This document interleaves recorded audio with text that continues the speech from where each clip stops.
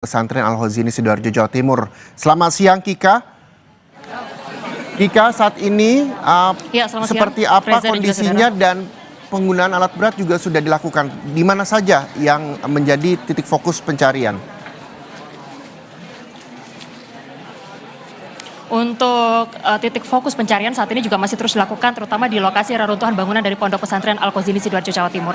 Namun saat ini saya sudah bersama dengan Wakil Gubernur Jawa Timur, Bapak Emil Elistianto Dardak, dan juga bersama dengan Ibu Wakil Bupati Sidoarjo, Ibu Mimi Idayana.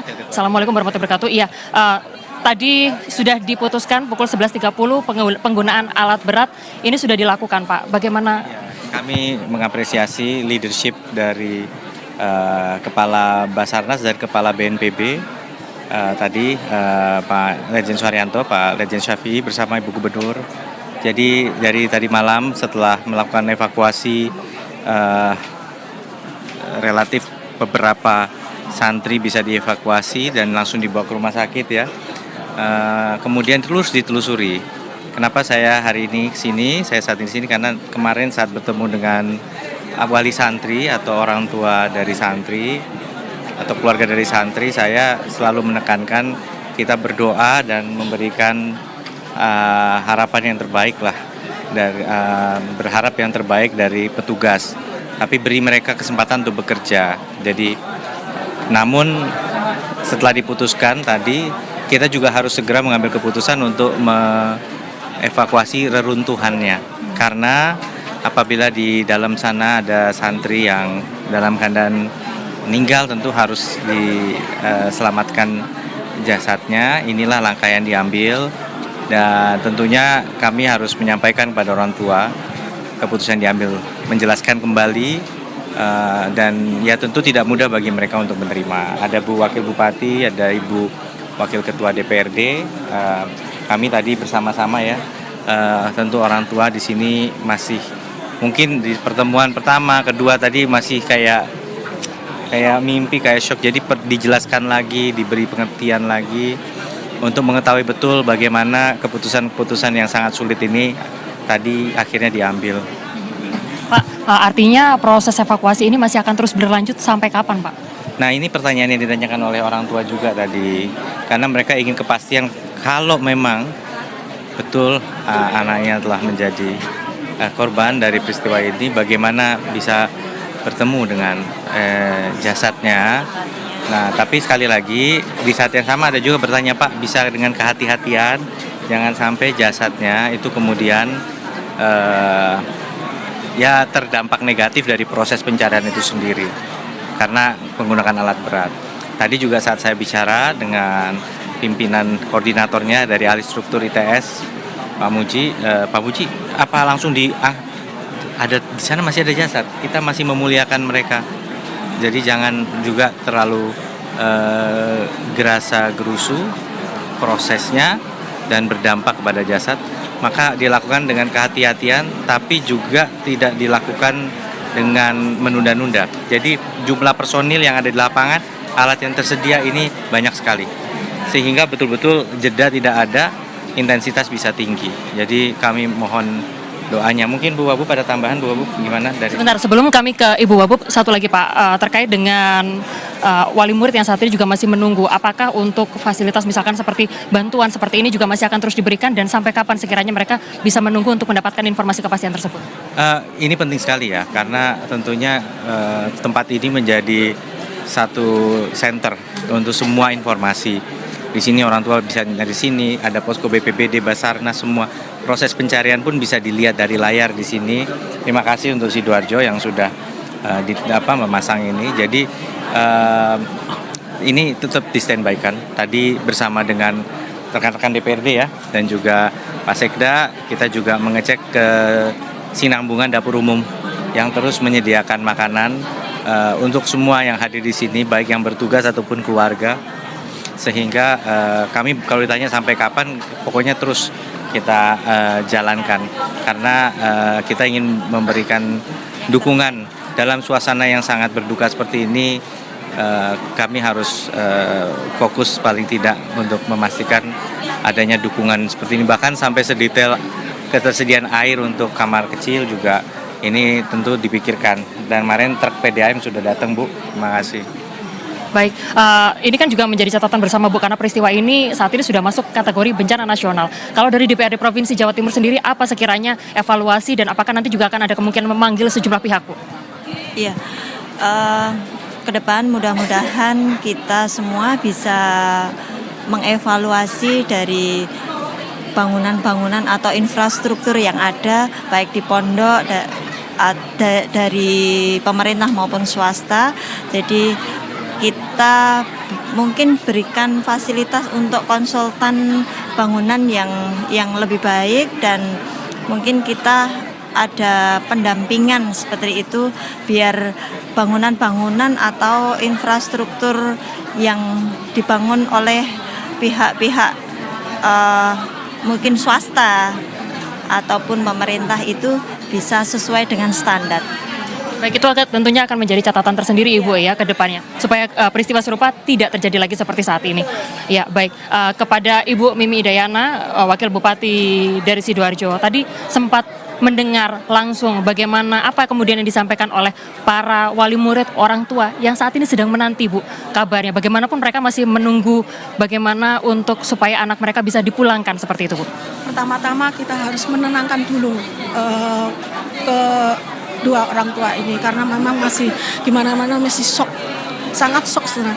Dan mereka sudah ikhlas. Intinya orang tua ini segera dievakuasi dan diketemukan dan segera dimakamkan kalau memang sudah diputuskan untuk melakukan pengambilan dengan alat-alat berat ini. Yang hari ini sudah ada kesepakatan untuk menurunkan alat berat ini, segera mengambil puing-puing mulai dari atas sampai ke bawah.